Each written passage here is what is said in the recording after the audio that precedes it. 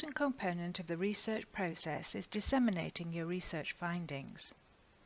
Chris Whitty recently declared that research is no use at all unless it gets to the people who need to use it.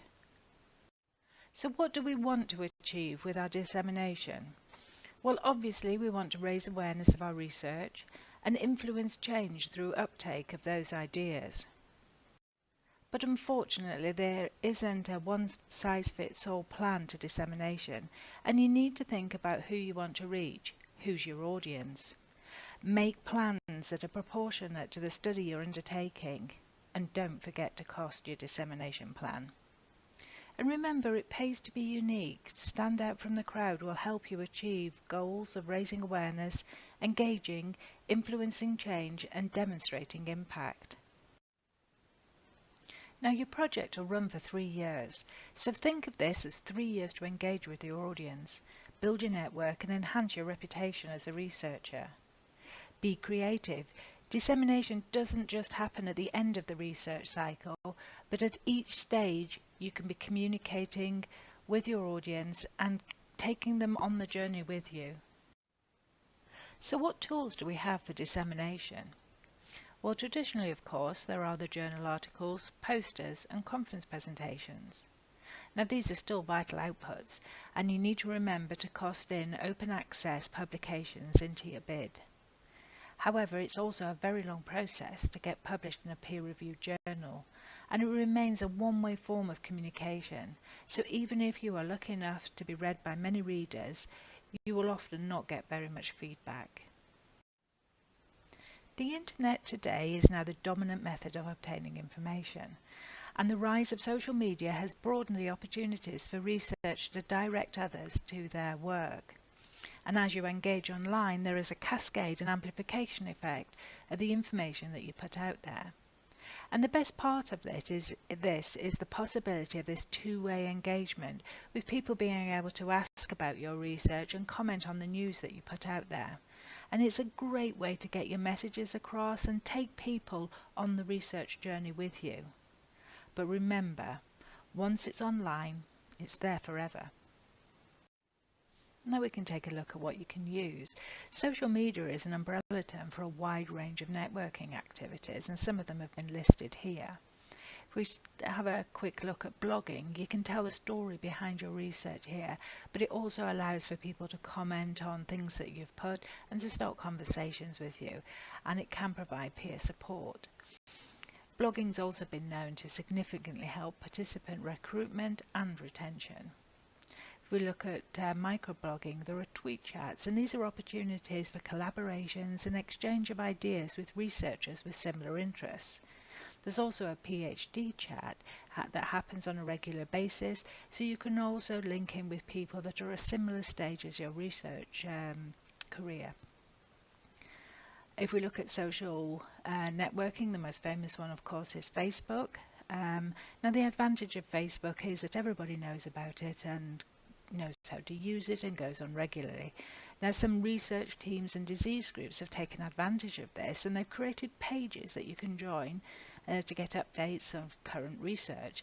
So if you as a researcher could get onto one of those pages, it would be a possibility of you engaging with people and publishing your research there. It also is quite good to build up your profile on somewhere like ResearchGate, because you can boost your credibility on that, and they've got different scores on the various networks to rate you as a researcher and how many times you've been cited, etc. Now, this is all well and good, but how do we know if it works? Well, there have been several experiments and studies done to investigate this. So let's first take a look at this simple tracking of publication downloads experiment that was done. It starts with a publication, and only those who know about it download it. So we've got about 4 downloads, and then there's no activity on this article. So the author decides to tweet about it, and suddenly we get interest in this, and there's 140 downloads of the article.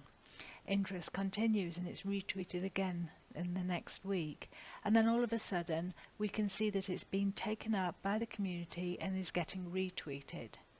So what happens with this article? It goes from sitting on the shelf with 4 reads to over 500 within a week. So use dissemination combinations that will maximise the impact of your research and get your information out there.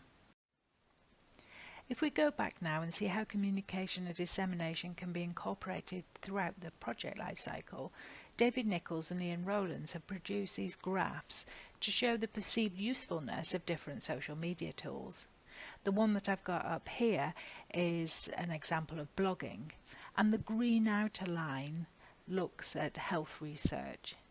And as you can see, blogging is very useful throughout the whole of the life cycle, but particularly in research collaboration, collecting the data and disseminating the research findings. The other question on people's minds is often, okay, so I've put it out there, but is anybody that's important actually listening? Now, NIHR survey tried to address this, and it's shown that researchers using social media professionally primarily do it to follow discussions, discover papers, discover peers, post their own work, and to comment on research. So the answer is yes, your audience is ready to discover you and your work. And remember, the more influential people you connect with and know about your research findings, the more likely it will be that you can influence change in practice. So lastly, let's have a look at our goal. What do we want from all this dissemination and communication about our research ideas?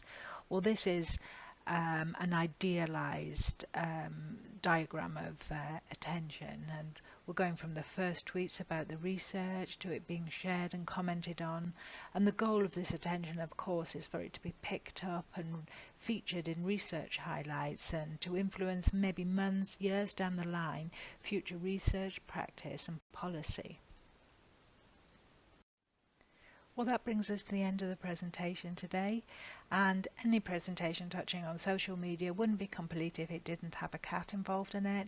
So do as the kitty says, start disseminating, meow.